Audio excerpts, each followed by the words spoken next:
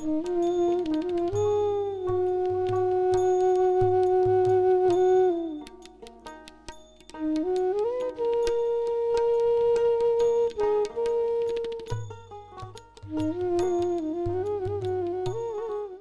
পদ্মা পার হয়ে কল্যাণপুর চরে ঢেউয়ের তোরে নৌকা ডুবে যাওয়ার হাত থেকে কোনোরকম জীবন নিয়ে ফিরে আসার এক অবিস্মরণীয় যাত্রা। পদ্মার পানি বেড়ে গেলে মাঠের সমস্ত সাপ উঠে আসে এই জনপদে। রাসেলস ভাইপার সহ বিষধর সাপের ভয়ে বাড়ি ছেড়ে পালিয়েছেন গোপালপুর চরের অনেক মানুষ। সাপের আতঙ্কে জমিতেই নষ্ট হয় ফসল। হাতিগাটা, পাটগ্রাম, গঙ্গাদর্দি ও সেলিমপুর চরের অসংখ্য ভিটেহারা মানুষের আশ্রয়স্থল এই জনপদ। পদ্মার করাল গ্রাসে সহায় সম্বলহীন মানুষেরা নতুন করে বাঁচার স্বপ্ন দেখছে কল্যাণপুর চরে। নদীর তীব্র ভাঙনে গুটিয়ে আনা মসজিদ পর্যন্ত পুনরায় স্থাপন করতে পারেননি তারা। তালগাছ না থাকায় এই জনপদের বাবুই পাখিরা মেহগুনি, বরই, আকাশমণি ও শিশু গাছে আশ্রয় নিয়েছে। প্রকৃতির বিরূপ পরিবর্তনের ফলে মানুষের মতোই অভিযোজন করে বেঁচে আছে এই চরের পাখিরা। প্রাকৃতিক সৌন্দর্যে ভরপুর এই জনপদে আসলে দেখা যায় নানা গ্রামীণ অনুষঙ্গের। গরুর পাল নিয়ে মাঠে ছুটে যাওয়ার দৃশ্য ও জেলেদের মাছ ধরা সহ অসংখ্য নৈসর্গিক পরিবেশ। আজকের এই ভিডিওতে আপনাদেরকে দেখাবো এই জনপদের মানুষের সুখ দুঃখের পাশাপাশি বাড়িঘর সরিয়ে আনা সেই হাসিনা আপার বর্তমান অবস্থা। কেমন আছেন তিনি, এছাড়াও দুইজন অসহায় নারীর বর্তমান অবস্থা, যার মধ্যে একজনকে শীতের রাতেও ঘুমাতে হতো গরুর ঘরে, আরেকজন যিনি টাকার অভাবে বোনের লাশ দেখতে যেতে পারছিলেন না।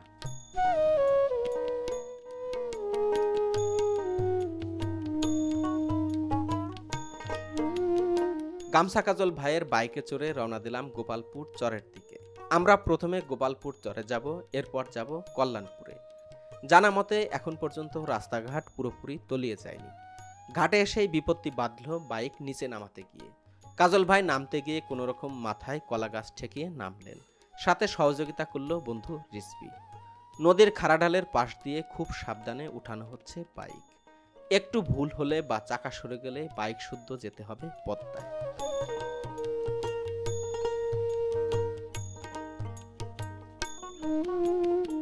কেমন ভাই রাস্তা? রাস্তা কেমন আপনি বুঝতেছেন না? আমার মাথাতে ঠেকাইছে কলা গাছ আর রেসবি পা দিয়ে। ট্রলার স্টার্ট দেওয়ার সাথে সাথেই পড়লাম ঢেউয়ের তোরে। এদিক ওদিক দুলছে আমাদের নৌকা। ঢেউয়ের দুলনিতে মোটরসাইকেল নদীতে পড়ে যাওয়া ঠেকাতে অনেকটাই দৌড়ে গেলেন কাজল ভাই। ট্রলারের অগ্রভাগ বারবার দোল খাচ্ছে পদ্মার ঢেউয়ে, আর আঘাত করে পানি ছিটিয়ে দিচ্ছে ট্রলারে। মুহূর্তেই ভিজিয়ে দিল আমাদের ক্যামেরা, মোবাইল সবকিছু। এদিকে বাইক সামলাতে গিয়ে আমিও ভিজে গেলাম। পদ্মা নদী ফরিদপুরের চরভদ্রাসন এলাকায় খুব একটা প্রশস্ত না হলেও পদ্মার খরস্রোতা রূপ ঠিকই আছে। শান্ত স্নিগ্ধ পদ্মায় মুহূর্তেই উত্তাল হয়ে ভাসিয়ে নিয়ে যায় সবকিছু। গোপালপুর ঘাটের কাছাকাছি আসার পরে পদ্মা আরো বেশি উত্তাল হয়ে উঠল। ট্রলার থেকে ঘাট খুব কাছে হলেও এখানে নদীর গভীরতা ও স্রোত অনেক। আমাদের ট্রলারটি ঘাটে থামতেই এপারের লোকজন নামতে শুরু করলেন। আমরা প্রথম খেয়াতেই চলে এসেছি।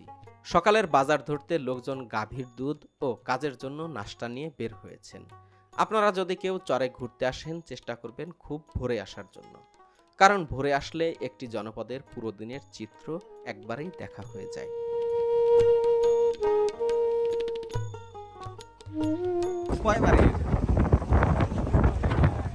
একবারে নেই গরু কয়টা?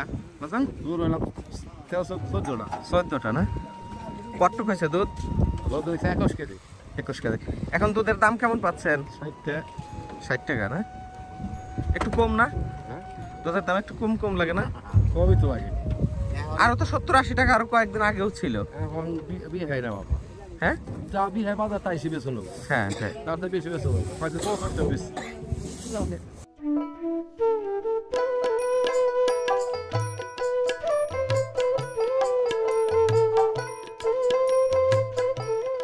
চরের মানুষকে নিয়ে শহরের দিকে রওনা দিল ট্রলার। সারাদিন জরুরি কাজ সেরে আবার সন্ধ্যার আগেই খেয়া ধরে বাড়িতে ফিরবেন তারা। পাশ দিয়েই যাচ্ছে একটি মাছ ধরা নৌকা। ঢেউয়ের তোরে অনেকটাই ডুবুডুবু অবস্থা। এই উত্তাল পদ্মায় মাছ ধরে চলে তাদের জীবন। খুব ভয় পেলাম এই নৌকাটি দেখে। একজন নারীকে নিয়ে নৌকাটি একদম হেলে দুলে আসছে এপারে। একটু এদিক ওদিক হলেই সব শেষ হয়ে যাবে। পদ্মার এ অংশে বড় ছোট সমস্ত নৌযানকেই পার হতে হলে বেশ বেগ পোহাতে হবে।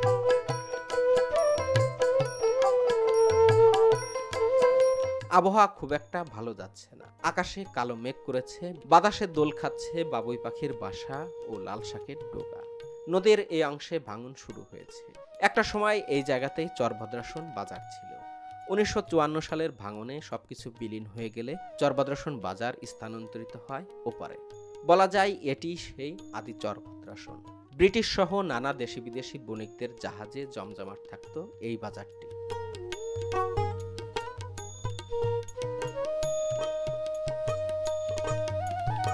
গাছের ডালে দোল খাচ্ছে বাবুই পাখির বাসা। গোপালপুর চরে এসে আকাশমণি, বরই ও শিশু গাছে দেখলাম বাবুই পাখির বাসা। আগে তাল গাছে ঝুলে থাকতো এমন অসংখ্য বাবুই পাখির বাসা।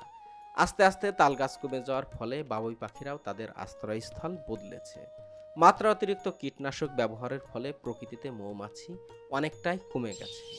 মৌমাছির মতোই বাবুই পাখিরা পরাগায়নে সহায়তা করে। অনেক সময় কৃষকদের জালে ও কীটনাশকে মারা যায় বাবুই পাখি। এভাবে চলতে থাকলে আমাদের ফল ও ফসল পরাগায়নের জন্য নিজেদেরকেই নামতে হবে। যেমনটা ফরিদপুরের পেঁয়াজ উৎপাদনকারী জমির মালিকদের সাথে হচ্ছে, নিজেরাই পরাগায়ন করছেন। যশোরের পটলের জমিতে ফুল বেটে নিয়ে পরাগায়ন করতে হচ্ছে, আর পাবনায় দড়ি টেনে ধানের পরাগায়ন করতে হচ্ছে। এভাবে চলতে থাকলে প্রতিটি ফল ও ফসলের জন্য আমাদের নিজেদেরকেই কৃত্রিম কোনো উপায়ের দিকে হাঁটতে হবে। তাই আপনারা যারা দেখছেন অবশ্যই আশেপাশের মানুষকে পাখি নিয়ে সচেতন করবেন। পাখিরা আমাদের খাবার খায়, ওরা ওদেরটাই খায়। এসে এই যাত্রী সামনে নিচে দাঁড়িয়েছি। ভাই বলতেছিল যে অকালের একটা জিনিস আছে, খাবা নাকি? মনে হলো যে কি অকালের জিনিস একটু দেখি। পরবর্তীতে দেখলাম যে যে শুকনো বরই উনি ওনার পুরান বাড়িতে নিয়ে যাচ্ছেন। বাড়ি কি দুইটা ভাই? হ্যাঁ, বাড়ি দুটো। এই চরে একটা, এই চরের এটা, হ্যাঁ। আলিয়াবাদ গজের এটা। কোন বাড়ি বেশি থাকেন? এই চরের বাড়ি। ওইখানে বাড়ি কিসের জন্য? ওইখানে জন্মস্থান পুরান বাড়ি। ও, এই চরে আসলেন কেন তাহলে? এই আইসে ব্যবসা বাণিজ্যের জন্য। কিসের ব্যবসা? গরু ব্যবসা। গরু কি পালন করেন? পালি, আবার ধরো কিনে বেশি। এটা কি জালের মাছ কাকা? এটা ওই চাইনা জালের। আরে মাছ রে, কি টাটকা, চকচক চকচক করতেছে মাছ। কত টাকা নিছে কাকা মাছ, না নিজেই ধরছে? 4000 এটা নিছে। 4000 টাকা? এখন কি উপরে নিয়ে বিক্রি করবেন? না না, তাহলে এটা ওই যে বাস্তা কাছে পোষামো তোমার হাসপাতালে পুরান বাস স্ট্যান্ডে ফরিদপুর। আচ্ছা আচ্ছা, মানে কি চাচা, হ্যাঁ ভাতে যার জন্য বাইক না বাঁচতে বাস্তা বাঁচতের জন্য নিয়ে যেতেছে। বাস্তা আছে একজন, আর একজন বাগনি আছে। দুইজনরে পাঠাবেন? দুইজন আছে। কাজল ভাই, এরকম একটা চাচা বা মামা হলে তো হইতো। মানুষ বলে না চাকরি হয় না, মামা নাই, চাচার জন্য নাই। এই যে এরকম চাচা, এরকম আন্তরিক চাচা লাগবে। চাচা হইলেই হবে না। না, এই চাচা তো মানে নিজের রক্ত ঘাম করা, মানে ঝরানো যে পরিশ্রমের যে ফসল সেটা দিচ্ছে। হ্যাঁ। আর ওই মামা চাচারা তো দিবে হ্যালো হ্যালো, এটা করে দিস। আমরা 3 ভাই। কেন অনেকেই কিন্তু আছে পাওয়ারফুল, কিন্তু কিছু করে না বাইক নিয়ে। আমরা 3 ভাই, যে আমার ওয়াইফ ছিল কিন্তু হেলে। আমরা 3টা ভাই। আমার 3 ভাই, আমার ছোট ভাইটারা আল্লাহ দিলে তাকে কোটি কোটি টাকার মানুষ। কিন্তু আমার বাইকদারা, আমার বোনের 2টা বোন, আমার এটা কথা কয় যে আমার মাজার ভাই বোঝার দিন বাসা আছে, আমরা বাপ মাও মারা ওই দিন। আমার বাইকদারা যত আমার বাড়তে, আমার বোন যত আমার বাড়তে খাওয়া দাওয়া। এই যে মাছ বোনেকের বাড়তে ফাটা দিই। মেয়ে আগের বিয়ে দিছি, টাকা বাসায়, টাকার বাসায় পাঠা দিই। কিন্তু বাইকদারা তারা কি আপনার জন্য করে? আমার জন্য আমার বাইকনা খুব করে, আমার ওয়াইফের জন্য আমার বাইকদারা খুব করে। মাশাআল্লাহ, সম্পর্ক এবং বন্ধন। আমার বাইকনারা এটা কথা, আমার আমার ওয়াইফের একটা অসুখের কথা শুনলি আমার বাইকনা হইতে চেক করে দেবো।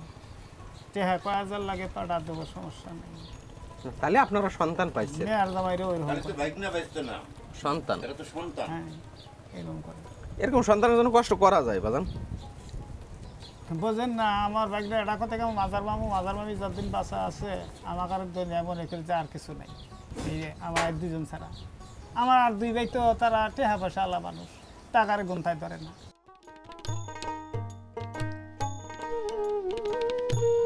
বৃদ্ধ এই কাকার কথাগুলো মন ছুঁয়ে গেল। আত্মীয় স্বজন ধনী হওয়ার চেয়েও আন্তরিক হওয়াটা অনেক বেশি জরুরি।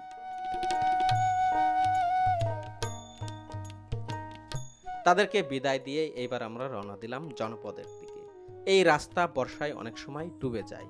ফরিদপুরে প্রথম গোপালপুর চরেই দেখা যায় রাসেলস ভাইপার, এখনো রয়েছে তারা। পানি বাড়ার সাথে সাথে ফসলি জমি থেকে উঠে আসে রাস্তার আশেপাশের ঝোপঝাড়ে ও মানুষের বাড়িঘরে।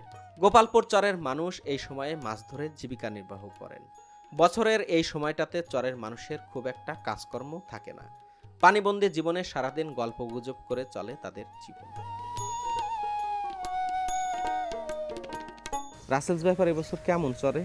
ও রাসেল পেপার আছে, মোটামুটি আছে। ওই যে নাম্বার সাইড দিয়ে কালকেও একজনের সামনে পেয়েছিল, তাই সে সাপটা মারতে পারে নাই, একা ছিল। তা লোকজন যাওয়ার সাথে সাথে ওই সাপটা আর কি জঙ্গলের ভিতরে চলে গেছে। আচ্ছা আচ্ছা, মাঝে মধ্যেই দেখেন হ্যাঁ, আপনারা? মাঝে মাঝে দেখা যায়। এবছর তিল কাটতে সমস্যা হয় না? হ্যাঁ, তিল কাটতে সমস্যা হয়েছে। তিল মানে নদী তো ভেঙে নিয়ে গেছে, আবার দেখা গেছে বৃষ্টি বাদলের জন্য সমস্যা। আচ্ছা আচ্ছা, বৃষ্টি বাদলের জন্য সমস্যা, তিলে যথেষ্ট পরিমাণে সমস্যা বর্তমানে। বাদাম ছিল আপনাদের চরে? বাদাম ছিল, বাদাম তো সব তলাই গেছে, সব তলায় গেছে? সবই তলাই গেছে। তাহলে তো আপনাদের বাদামে পুরো তো লস। সুবিধা করা পারে নাই। প্রায় 30 বিঘা 40 বিঘা একটা গৃহস্থের চলে গেছে পানির তলে, একবারে খারাতল। মানে 10 কেজিও ওই খেতে আনতে পারে নাই, এমন অবস্থা। কুদ্দুস মেম্বারে কয় বিঘা গেছে? 28 বিঘা। 28 বিঘা। 28 বিঘা। আমরা সব জানা না। আচ্ছা আচ্ছা, কিন্তু বাদামই নষ্ট নয়, ভুট্টাও নষ্ট হয়েছে। এই বাড়িতে এখন কে থাকে? এবারে দেখেন কেউ থাকে না। কেউই না? এইটা হলো ওই যে সেই বাড়ি, সাপে কাটা বাড়ি। হ্যাঁ, সাপে কাটা বাড়ি আমি চিনছি। এই বাড়ি তো সারে চলে গেছে ওরা ভয়ে। এখন চেয়ারম্যানে নিছে। আচ্ছা আচ্ছা, চেয়ারম্যান কিনে নিছে না? হ্যাঁ কিনে নিছে। এখন এই বাড়িতে কেউ থাকে না? এখন থাকে না কেউ। যার স্বামী মারা গেছে সে চলে গেছে। হ্যাঁ চলে গেছে। এই বাড়িটিতে একটা সময় রুকন মুন্সি নামে একজন বসবাস করতেন। পরবর্তীতে রুকন মুন্সি যখন রাসেলস ভাইপারের দংশনে মারা যায়, তখন এই বাড়িটি ছেড়ে তার পরিবারের লোকজন চলে যায় অন্যত্র। এতটা ভয় পেয়েছিল এবং আতঙ্কিত হয়েছিল, এবং ওই সময়ে গণমাধ্যমগুলো এই রাসেলস ভাইপার নিয়ে এত পরিমাণে সচেতনতা সৃষ্টি করতে যেয়ে এত পরিমাণ আতঙ্ক সৃষ্টি করেছিল যে মানুষের মধ্যে একদম আতঙ্ক ছড়িয়ে পড়েছিল, যার ফলে এই বাড়িটি ফেলে তারা চলে যায়।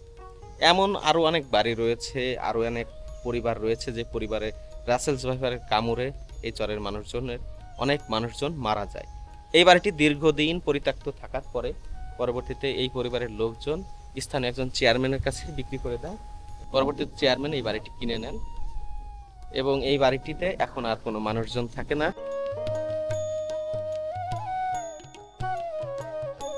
গরু নিয়ে বের হয়েছেন অনেকেই। যতটুকু শুকনো জমি রয়েছে সেটুকুই হয়ে উঠেছে চারণভূমি। আমরা প্রাকৃতিক সৌন্দর্য দেখতে দেশের বাইরে যাই, অথচ আমাদের দেশটি কত সুন্দর। দুই পাশে নতুন বাড়িঘর, জলের ধার ঘেঁষে যাওয়ার দৃশ্যটি মনকে শান্তি দিল। এমন দৃশ্য দেখে মুগ্ধ হয়েছি, দু চোখ ভরে দেখলাম তাই।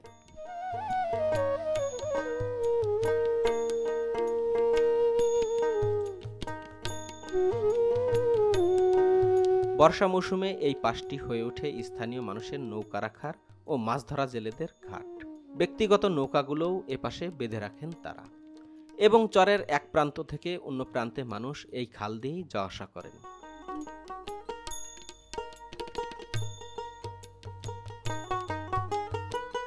জাল কি পরিমাণ আছে ভাই? কি পরিমাণ আছে? মাছ তো পড়ে না এখন। হ্যাঁ, এই চরে যে কারেন্টের হিট দিয়ে মানুষ মাছ মারে, মাছ থাকবে কিভাবে? দেখি না। হ্যাঁ, কি এত দেখি না। দেখেন না? ও ভাই আছে না? না, দেখি না তো। আছে আছে, এগুলো থামান। কারেন্টের কারেন্ট থামান নাকি ভাই? হ্যাঁ চায়না নিষেধ করুন না, কিন্তু চায়না যেহেতু ছড়াই গেছে অনেক, এটা আর থামানো অসম্ভব ব্যাপার। এখন জেলেদের জাল পুরায় আমি জেলেদের জাল পুরানোর পক্ষে না। আমার কথা হচ্ছে যে এই চায়না দুয়ারে নিয়ে তো অনেক চলাচল পাচ্ছি, 15 সাল থেকে চায়না দুয়ারে ঢুকছে বাংলাদেশে। তো বিশেষ করে আমার এই অঞ্চলে ঢুকছে 16-17 সাল থেকে। তো এইখানে চায়না মারতেছে, যাই হোক যেটা যাই হোক, কিন্তু সবচেয়ে ক্ষতিকর হচ্ছে বর্তমানে হিট মেশিন, কারেন্টের শর্ট যেটা বলে, এইটারে থামাইতে হবে, যেভাবে হোক এইটা থামাইতে হবে ভাই। আপনারা সোচ্চার হন, আপনারা কোনো সোচ্চার হন। খাতির হবে না। আপনারা কই যাচ্ছেন ভাই? মাছ ধরতে কি দিয়ে এখন? হ্যাঁ কি দিয়ে? কুবাই বাজান, একটা অনুরোধ রইল, এই চরে কিন্তু একটা অভিযোগ আছে, এইটার মধ্যে আপনারা যায়েন না। সেটা হচ্ছে কারেন্টে হিট দিয়ে মাছ মারে অনেকে। হ্যাঁ, হিট দিয়ে মাছ মারলে মাছের বংশ শেষ হয়ে যায়। আমরা বিরত এবং অন্য কেউ মারলো আমরা নিষেধ করি। আপনারা এটা করেন না। হ্যাঁ শোনেন, ভবিষ্যৎ প্রজন্মের তো কিছু রাখে যাওয়া লাগবে, তাই না? ওটা যা নষ্ট হয়ে যায় সব। কারণ শুধু মাছটাই যায় না, নিচে মাছ যা খাবে নিচের যে পরিবেশ, সেই পরিবেশটাও ধ্বংস হয়ে যায়। সরকার এ দিয়ে কোনোই করে না, ওই যে কিছু টাকা পয়সা দেয় বাস ছেড়ে দেয়। মনে করেন এগুলো হচ্ছে ডিম বাচ্চা পোনা সব শুদ্ধ নষ্ট হয়ে যায়। এবং ডিম বাচ্চা তো গেলই, নদীর নিচে একটা পরিবেশ আছে, যে পরিবেশে আমাদের যন্ত্র, ওরে বাবা এত বড় হ্যাঁ এটাতে বড় আমরা বড় মাছ মারি, সব বড় ধরনের মাছ, তাই না? গজা, রুই, কাতল, এগুলা বোয়াল, ছোট মাছ মারি। মাছ পাইছিলেন আজকে রাত্রে? হ্যাঁ আজকে 3,3400 টাকা বিক্রি হয়েছে। কি মাছ পেয়েছিলেন? নৌলা মাছ, গজার মাছ। দেখা যায় পানির উপর থেকে? হ্যাঁ দেখা যায়। বুঝেন না এখান দিয়ে মাছ আছে, পরিবেশটা বোঝা যায় না? ওটা কি টেটা বলেন না? এটা জুতি বলে আর ওগুলো টেটা বলে। আচ্ছা আচ্ছা, যেটা উল্টাই গেছে এক পাট, ওইটা হচ্ছে জুতি। এই যে এক পাশে যে বর্ষের মতো ঘুরে গেছে, এটা জুতি, হ্যাঁ আর এই পাশটা হচ্ছে টেটা। টেটা। খালের ধারে জামা কাপড় ধুচ্ছেন একজন মা, আর ছেলেটি নৌকার দুই পাশে পা নামিয়ে দিয়ে একবার ওই পাশে একবার এই পাশে এসে মায়ের সাথে দুষ্টুমি করছে। কি মধুর সময়টাই না কাটাচ্ছে ছেলেটি। মনে পড়ে গেল রশিদ উদ্দিনের গানের কথাগুলো। ছিলাম শিশু, ছিলাম ভালো, না ছিল সংসারের জ্বালা, হাসিতাম খেলিতাম মায়ের সঙ্গে।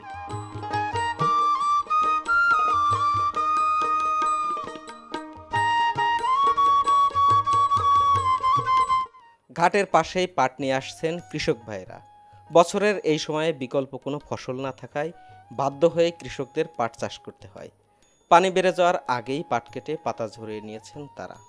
পানি বেড়ে গেলে পাটের শিকড় গজিয়ে যায়, তখন পাটের দাম যেমন কম পান, এর পাশাপাশি পাট কাটতেও অনেক কষ্ট হয়। এখন পাতা ঝরা পাট এনে পচানোর জন্য এক জায়গায় জড়ো করছেন। খালের পানিতে পাট জাগ দিলে সহজেই পচানো যাবে। ওপারে পদ্মা নদী থাকলেও সেখানে পাট পচানো সম্ভব নয়। তুলনামূলক কম স্রোত ও বদ্ধ জলাশয়ে পাট পচানো হয়। পাট কেটে কামলার টাকা ও সারের দোকানের বাকি টাকা দেওয়ার জন্য তড়িঘড়ি করে কৃষকদের পাট বিক্রি করে দিতে হয়, তাই কম দামে বিক্রি করেন তারা। অথচ কয়েক মাস পাট মজুত করে ব্যবসায়ীরা কয়েক গুণ লাভ হাতিয়ে নেন। আমরা যেখানে দাঁড়িয়ে রয়েছি পাশে একটি নতুন ঘর তোলা হচ্ছে। আমরা দ্রুত রওনা দিলাম সেই বাড়ির দিকে। ওনারা কোন চর থেকে এসেছেন এসব জানার জন্য।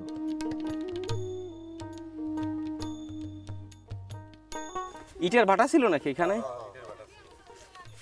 ও কতদিন আগে সেটা?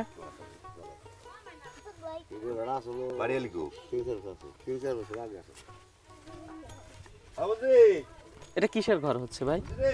থাকার ঘর। আচ্ছা আচ্ছা। গরু আছে কেমন ভাই? এই কয়টাই? সরে গরু বেশি পালা ভালো না? লাভ বেশি না? ভয় করে না এত উপরে ওঠেন? আকাশে উঠে গেছেন একদম। পরে টরে যদি যান চাল, আপনারা চাল আগে বেঁধে নেন না? চাল আগে নিচেই বেঁধে নেন। আমাদের অঞ্চলে তো চাল উপরে বাঁধে।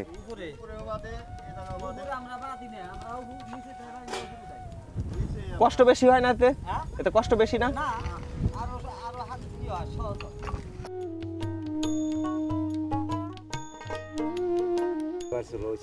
ওই side এ।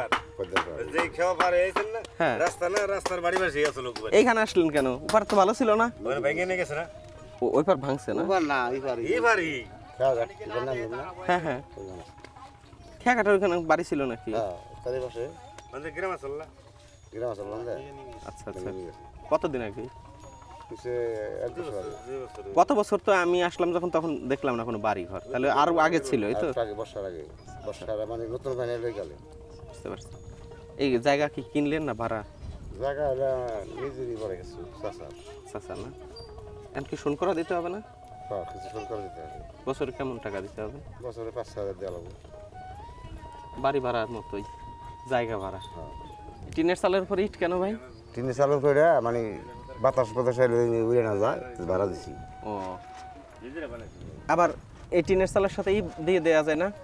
মানে বস্তা বাইধে ঝুলাই দেওয়া যায় না? যায় কেউ যায়, আমরা দিই না, আমরা ইট দিছি। ইট দিচ্ছেন না? বুঝতে পারছি। আর এখানে কি খড় ধানের? না, এটা হলো বাদাম, চিনা বাদাম। ও বাদাম। এবার বাদাম হয়েছিল কেমন ভাই? মোটামুটি হয়েছে। মোটামুটি না? আপনার বাদাম কি এই পানিতে ডুবছিল? না না, ডুবে নেই আমারটা।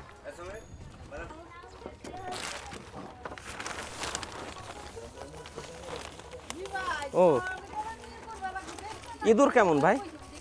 ইঁদুর আছে মোটামুটি। হয়েছে ভাই। এই যে আমাদের যে ব্যাপারী ভাই, তিনি আমাদেরকে বাদাম বের করে দিলেন। ভাই হচ্ছে সলিম ব্যাপারী ভাই, আবার তাকে ব্যাপারী বলতে হচ্ছে, বড় ব্যবসায়ী না।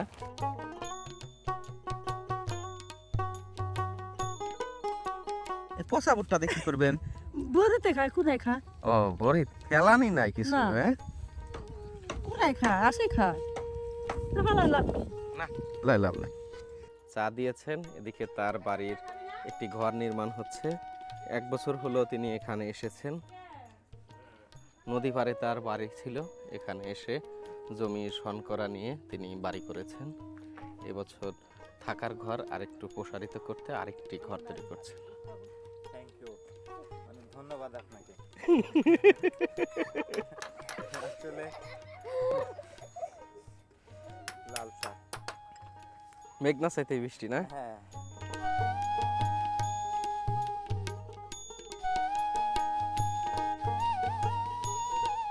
আকাশে কালো মেঘ করেছে, আমাদেরকে দ্রুতই যেতে হবে কল্যাণপুর চরের দিকে। তাই আমরা রওনা দিলাম। ঘাটে এসে দাঁড়াতেই দেখলাম জেলেরা জাল ফেলে মাছ ধরছেন। আবহমান বাংলার চিরায়ত রূপ যেন ধরা দিয়েছে গোপালপুর চরে। পাখির চোখে এমন দৃশ্য দেখতে দেখতে বুঝতেই পারিনি আমাদের ড্রোন দেখে তারা ভয় পেয়েছেন। এমন দৃশ্য দেখতে খুবই ভালো লাগছে, তাই আমি ড্রোনের জুম ব্যবহার করে দেখছিলাম তারা কি মাছ পাচ্ছেন। মাছ না ধরে জাল গুটিয়ে পালিয়ে যাচ্ছেন তারা। তাদের ভুল ভাঙাতে ও অভয় দিতে আমরাও রওনা দিলাম পেছন পেছন। ডর নাই, ডর নাই, ডর নাই। আল্লাহ আল্লাহ আল্লাহ। ক্ষতি করে লেছি আপনি। না ভাই, একটু মাছ দেখান, মাছ দেখান, একটু মাছ দেখান। এটাও আমরা ভয় পাইছেন না? না যান যান ভাই, আপনারা যান। এইখানে একটা খেয়াল দেন, আমাদেরকে আবার ভিডিও করি ওই যে গত বছর যে লোকটা মারা গেছে। ভাই। দাঁড়ান। ও আচ্ছা ভাই, আপনাদের কাছে ক্ষমা প্রার্থী, মাফ চাই। না না না না, দুই দেখা হইতো দিনে যে আপনারা চলে আইছেন। কাকসি না এটা? হ্যাঁ, কাজকে। কাকসির গুড়া। আর কি পাইলেন? বড় বড় কিছু মাছও দেখছি। ভাই আমি একটু দেখিনি। মাশাআল্লাহ, সুন্দর। 1000 টাকা কেজি কাকসির গুড়া ভাই না ভাই? ওই যে বড় মাছ কটা দাও। দেখবানি সবই। এটা কি পিয়েলি? সারাদিন কেন মাছ হবে বড় কটা।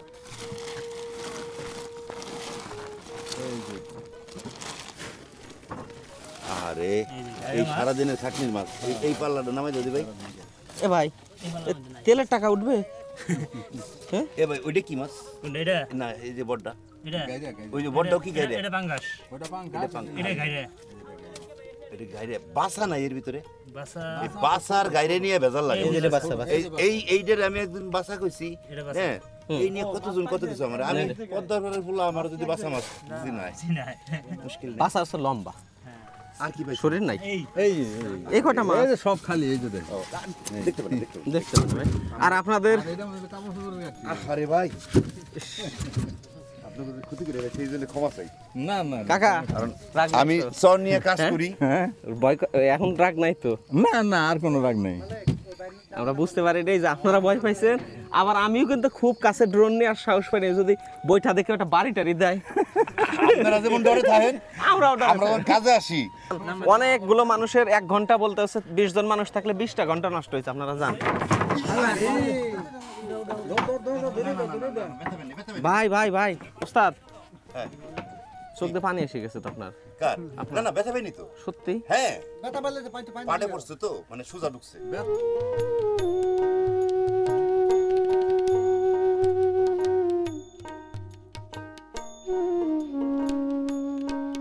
আপনারা তো খালি জন্ম করে দিছেন মানুষের নৌ পুলিশ আসে দেন সাংবাদিক আসে দেন মৎস্য অফিসার আসে দেন তাই না দেন দেন আমরা ছোট মানুষ আপনার কাছে আইছি আমরা তো আপনার কিছু নিবার পারব না নেওয়ার নাই আমাগো মাঝে মাঝে শেষের লোক আসে আর তাই না হয়তো একটা বিস্কুট দিয়ে গেলাম খাই একটু চা খাইলেন আর আমরা যে আপনাকে কষ্ট দিচ্ছি এই জন্য মাফ করে দিলেন ঝামেলা শেষ। আলহামদুলিল্লাহ কোনো সমস্যা নেই উস্তাদ শুনছে কিন্তু এটা খারাপ না হ্যাঁ নাম লেখছেন মালেক হ্যাঁ হ্যাঁ লিখেছি। মালেক ও ভাই ধরেন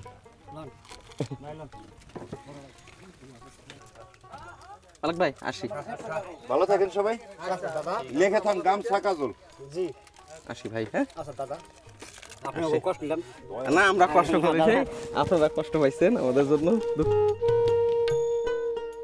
এমন অবস্থায় 2 ধরনের ঘটনাই ঘটতে পারে প্রথমত যেভাবে তারা পালিয়েছেন আবার অনেকেই পালানোর জায়গা না পেয়ে আক্রমণাত্মক হয়ে উঠতে পারে আপনারা যারা এমন অবস্থায় পড়বেন তারা চেষ্টা করবেন দূর থেকেই তাদেরকে বোঝানোর আগেই সামনে যাবেন না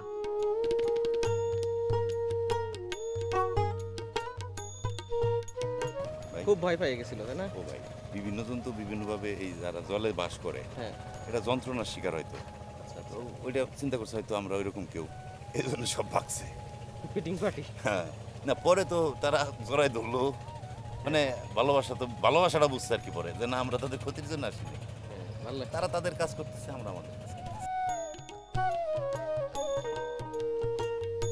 এখানে অনেকগুলো নতুন বাড়িঘর স্থাপিত হয়েছে পাশাপাশি যদি বলি হাতিঘাটা চরের মানুষজন একেবারে নদী ভাঙনের শিকার হয়ে যখন চলে এসেছেন তাদের যে বাড়িঘর মসজিদ সব কিছু কিন্তু তাদের ভেঙে গেছে এই যাওয়ার সময় একটি জিনিস দেখে একদম বুকের ভিতরে কেঁপে উঠল আমার সেটি হচ্ছে যে দেখুন এই যে ঘরটি ভাঙা ঘর এর ভিতরে কিন্তু লাশ টানার যে খাটিয়া সেই খাটিয়াটা পর্যন্ত মানুষ নিয়ে এসেছেন এখানে এই চরে যেহেতু রাসেলস ভাইপারের আতঙ্ক আমি খুব বেশি দূর যেতে পারছি না কতটা করাল গ্রাস ছিল পদ্মার সেখানে হাতিঘাটা চরে যে মানুষের যে মসজিদ বাড়িঘর এই যে টিনগুলো রয়েছে এটি হচ্ছে মসজিদের টিন কারণ স্বাভাবিক যে টিন চালা সেগুলো মানুষ নিয়ে অন্যত্র চলে গেছেন কিন্তু এই যে মসজিদের টিন যখন চলে এসেছেন মানুষ সেই টিন এবং এই যে লাশ টানার খাটিয়াটা নিয়ে এখানে এনে রেখে দিয়েছেন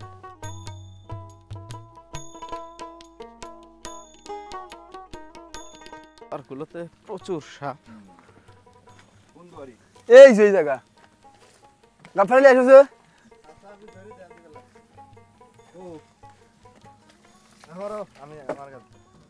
এ দেখেন আমি বিষধর সাপ হল- দেখলাম সিনবানি ভাই আপনি সাবধানে কি সাপ দেখেন তো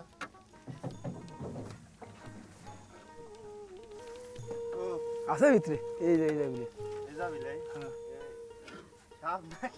সাপ একটা মাত্র প্রাণী রাসেলস ভাইপার খাইতে পারে সেটা হচ্ছে এই গুই সাপ ছেড়ে দেন যাক অবমুক্ত হয়ে গেল অবশেষে এসে পৌঁছালাম হাসিনা আপার বাড়িতে একটু আগেই ঘুমিয়েছিলেন তিনি বাচ্চারাও ঘুমাচ্ছে এখনো বাচ্চাদের জন্য বিস্কিট ও নুডলস নিয়ে অপেক্ষা করছিলাম তার জন্য আপনাদের নিশ্চয়ই মনে আছে আপা এই জায়গাটি থেকে তার বাড়ি স্থানান্তরিত করার জন্য ঘোড়ার গাড়িতে মালামাল নিয়ে আসছিলেন। এখন তারা কেমন আছেন এটা জানার জন্যই বাড়িতে আসা। পাশাপাশি যার ভিডিও প্রকাশ করা হয়েছিল তারই বা কেমন প্রতিক্রিয়া সেটা দেখতেই আজ আসা।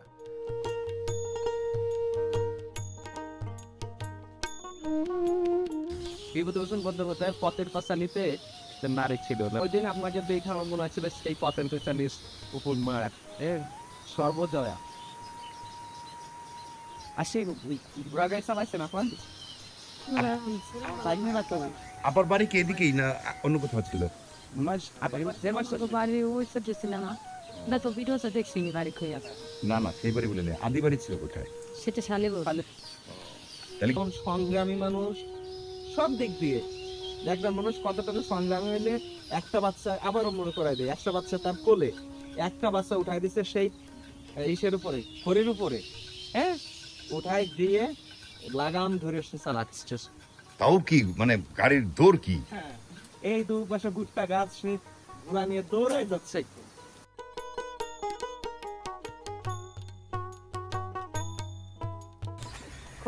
পছন্দ হয় কিনা আগে দেখেন, পছন্দ হয়নি।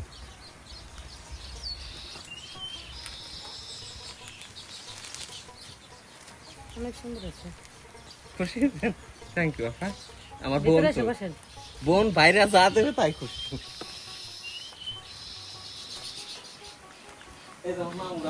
মামুরা কি ঘুমায়?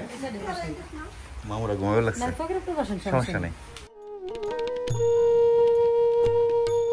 এরপর আমাদেরকে আম কেটে খলেন তিনি। দারুণ সময় কাটলো। হাসিনা আপার এই বাড়িটিও খাল ঘেঁষেই। তার বাড়ির শিশু গাছে বাসা বেঁধেছে বাবুই পাখিরা। পাখিরা সবসময় শান্তিপ্রিয় জায়গায় বাসা বাঁধে, যেখানে তাদেরকে কেউ বিরক্ত করে না। বোঝাই যাচ্ছে তারা শান্তিপ্রিয় মানুষ।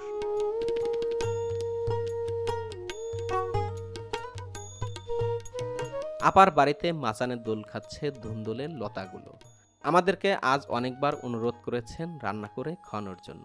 সময় সংকটের জন্য খেতে পারলাম না, আবার আসলে খাবো।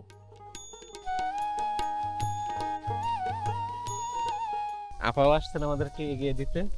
আমার ভাগ্নেরা হচ্ছে ঘুমাচ্ছে, ওরা ওদের সাথে দেখা হলে সবচেয়ে বেশি ভালো লাগতো, বুঝছেন আপা? যাই হোক, বলেন যে মামা আসছিল। হ্যাঁ ভালো থাকেন আপনারা। হ্যাঁ আচ্ছা আল্লাহ সবাই তাহলে মাছ ধরেন, বর্ষার মধ্যে মাছ খেতে আসবো। আচ্ছা আচ্ছা আপা, তাহলে ভাই আসি। হ্যাঁ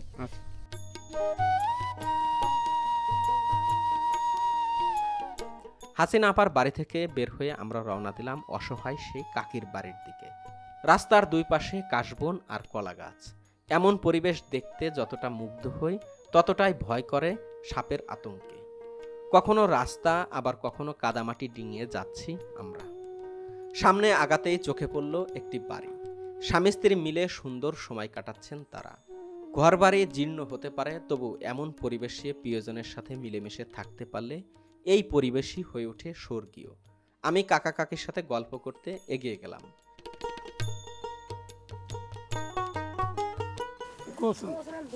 কি গোস?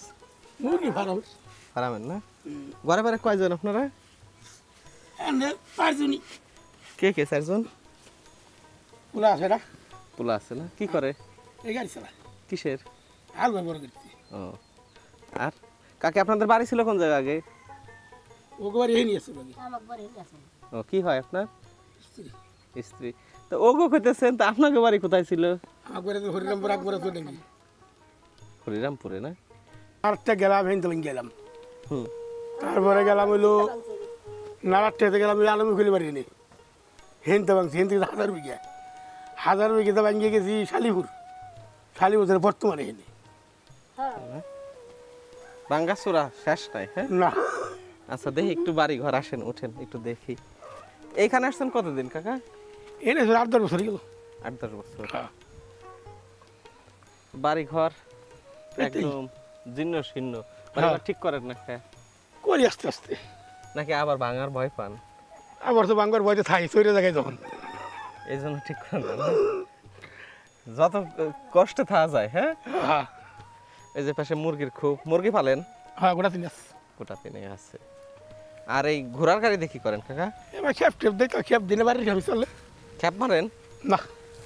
এমনি ঘাস টাস কাটেন? গরু ঘাস ঘুষ কাটি, গরু নেই, গরু আনা লাগবো আবার। গরু শেষ? গরু বেচে দিলাম।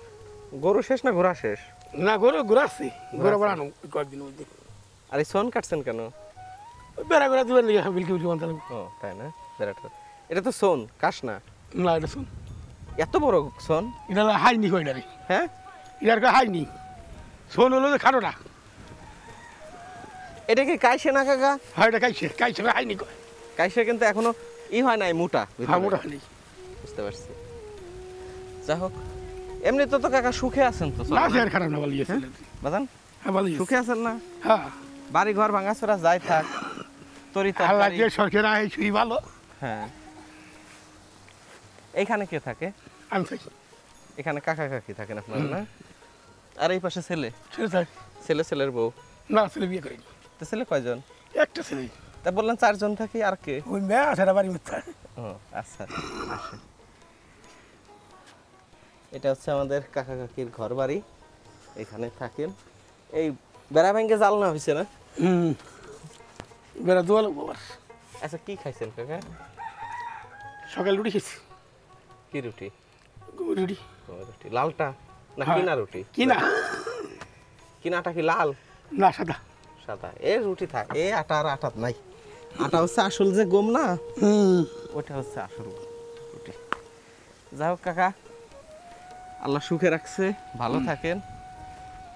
আসলেই তো দেখেন, বিদ্যুৎ না থাক যে সুন্দর বাতাস, তাই না? হ্যাঁ বাতাসটা ভালো। বাতাস, তারপর কোনো একটা জিনিস আমার কাছে মনে হয় না যে আপনার তরি তরকারি কিনা লাগে। লাগে? কিনা লাগে মধ্যে মধ্যে, কিনা ছাড়া হয় না। মাঝে মধ্যে, এখন তো লাগে না। আমার গাছ লাগে মধ্যে খেত করুন। হ্যাঁ, তরকারি খেতে সব কিছুই চরে যখন পাওয়া যায় খুবই ভালো। এই যে মুরগি পালতেছেন, হ্যাঁ মন চাইলে একটা জবাই করে খাই ফেললেন। ফসল কি কি হয় কাকা আপনাদের? ভুট্টা হয়, কালি দিন হয়, শস্য, তারপরে যে কলি মুলি। ছেলে ট্রাক্টর চালায় না? ছেলে ট্রাক্টর চালায়। বুঝতে পারছি। এমনিতে কামাই রোজগার ভালো হতো না? কামাই রোজগার ভালো। শুধুমাত্র আপনারা বাড়ি ঘর ঠিক করেন না, হচ্ছে যে আবার যদি ভাঙন ধরে আরেক জায়গায় যাইতে হবে। বুঝতে পারছি। এমনি গরু কয়টা? গরু নাই, গরু আনুম। কয়টা আনবেন? ওটা চাই কিনবেন না, বর্গা না। ও, বর্গা নিবেন না? এটা হচ্ছে উপারের লোকজন বর্গা দেয় না? ওই যাই পারতে। বুঝতে পারছি। ঠিক আছে কাকা, ভালো থাকেন। তা কাকা ভালো থাকেন, সুস্থ থাকেন। অনেক অনেক দোয়া রইল কাকা, আমার জন্য দোয়া করবেন। হ্যাঁ আল্লাহ বর্ষা। ও কাকি, তাহলে খাবার দাবার কি খাবো, থাকে যাবো? হ্যাঁ, বেশি রান্না করা লাগবে না কাকি, মেলা মানুষ আমরা। দেখি সমস্যা নাই না, চরে আসলে ভাতের অভাবটা নাই। হ্যাঁ, চরে যার বাড়িতে ধান আছে তার আর কোনো টেনশন নাই।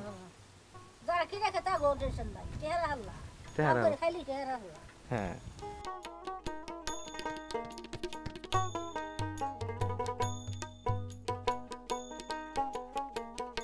এই কাকের কথা নিশ্চয়ই আপনাদের মনে আছে। শীতের সময় যখন তার বাড়িতে গিয়েছিলাম বোনের লাশ দেখতে যাওয়ার জন্য, তিনি কাঁদছিলেন। আমি তখন আমার সাধ্যমতো সাহায্য করলেও তিনি যাননি। চেনা মানুষটির সাথে আবারও পথে দেখা হয়ে ভালো লাগলো, তাই এবার আর তার বাড়িতে গেলাম না।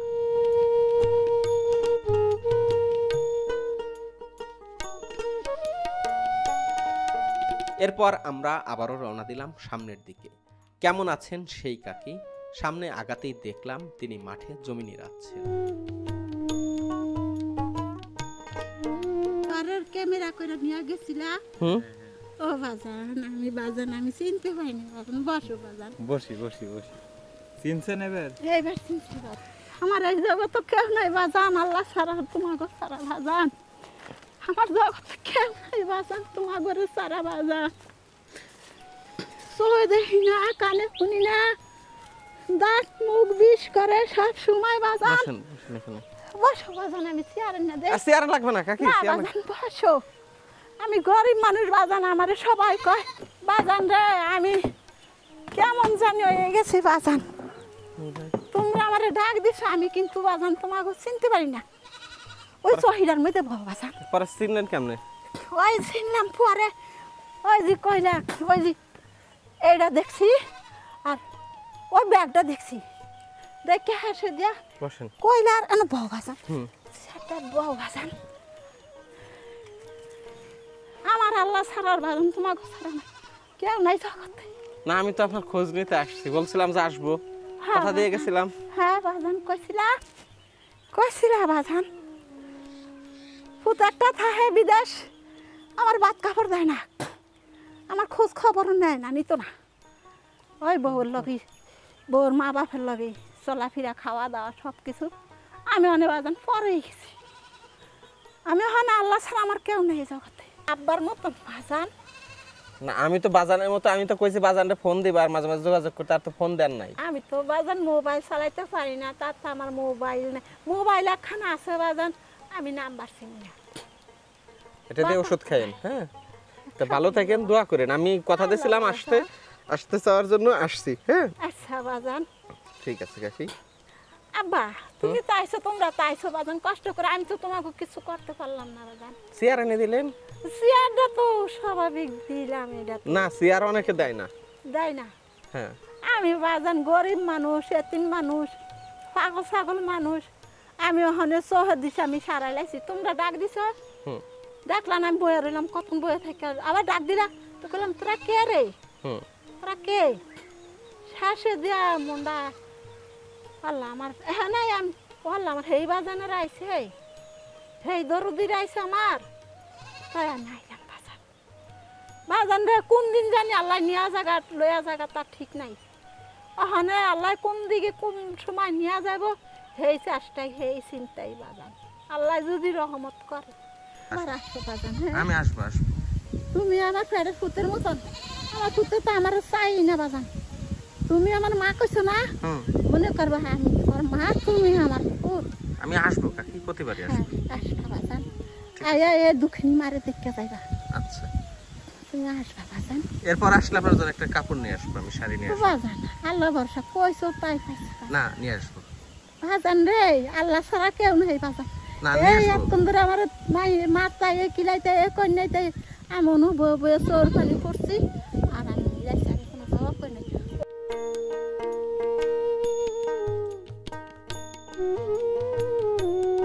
অনেকদিন পর দেখা হলে মুহূর্তে কাছে টেনে আপন করে নিলেন।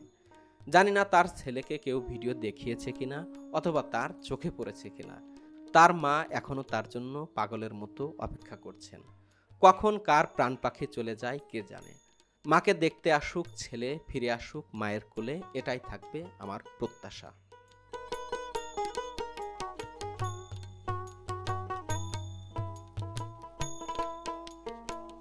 এরপর আমরা ঘাটে গিয়ে অপেক্ষা করতে থাকলাম খেয়ার জন্য। আমাদের মতো অনেকেই অপেক্ষা করছেন এই ঘাটে।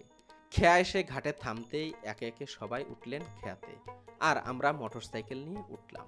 কিন্তু সামনে আগাতেই এমন ঢেউয়ের তোরে পড়ব কে জানতো। আমাদের ট্রলারটি গোপালপুর চরে যাত্রীদেরকে নামিয়ে দিয়ে আবার চলতে শুরু করলেই পড়লাম ঢেউয়ের তোরে। নৌকার দুলনিতে সবাই শক্তপোক্ত করে বসলো। ছোট্ট এই ছেলেটিও এইবার বুঝতে পারছে ঢেউয়ের তোর কাকে বলে। দক্ষ মাঝির পরিচালনায় আর রাব্বুল আলামিনের অশেষ রহমতে কোনো রকম প্রাণ নিয়ে ফিরলাম। কেমন লাগলো আজকের এই ভিডিওটি কমেন্টে জানাতে পারেন। হাতে সময় থাকলে দেখতে পারেন কল্যাণপুর চরের ও গোপালপুর চরের ভিডিও। কেন গোপালপুর চর হয়ে উঠল সাপের চর, আর আজকের এই ভিডিও জুড়ে যে মানুষগুলোকে আপনারা দেখলেন তাদের সাথে আমাদের কিভাবে পরিচয় হলো সেটিও দেখতে পারেন কল্যাণপুর চরের প্রথম পর্বের ভিডিওটিতে।